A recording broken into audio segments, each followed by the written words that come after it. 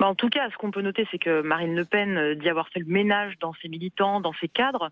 Ce qu'on voit aujourd'hui, et on le révèle dans le livre, c'est que tout un groupe qui est son premier cercle, qui est ce cercle qui a la main sur ses finances, sur son micro-parti, mené par Frédéric Chatillon, l'ancien chef du GUD, et dans ce folklore, en s'appuyant sur les thèses de Forisson, en faisant des soirées que certains témoins nous ont racontées dans le livre, des soirées où il y a des saluts nazis, des soirées où il y a des chants nazis, où il y a des croix gammées.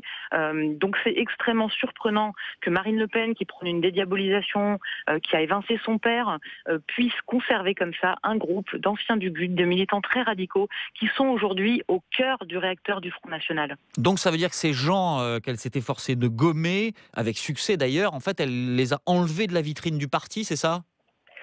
En tout cas, pour le groupe dont je parle, c'est-à-dire ce groupe qui a la main sur les finances, il n'est pas visible dans les médias. On entend parler de Florian Philippot, de Louis Alliot. Ce groupe-là, il est effectivement dans l'arrière-boutique, mais en même temps, il est dans l'organisation des campagnes. Il a la main sur les prestations, sur les finances du micro-parti, et c'est un groupe extrêmement radical. On révèle photos à l'appui, messages Facebook à l'appui, des soirées, des propos extrêmement choquants, des propos qui reviennent sur la Shoah, sur les Juifs de manière permanente.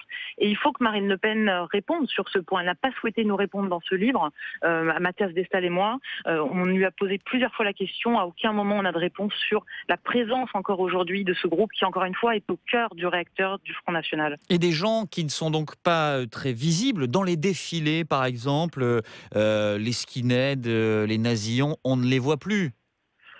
Effectivement, Marine Le Pen a supprimé le défilé du 1er mai aussi pour éviter que des skinheads, des gens au look peut-être plus visibles, soient comme ça présents dans les rangs du Front National. Mais aujourd'hui, le problème, il est ailleurs. Ce qu'on révèle dans ce livre, c'est ce groupe qui, encore une fois, n'est pas fait de militants ou de cadres. Ce sont un groupe de vieux amis de Marine Le Pen. Frédéric Chatillon est ami de fac de Marine Le Pen.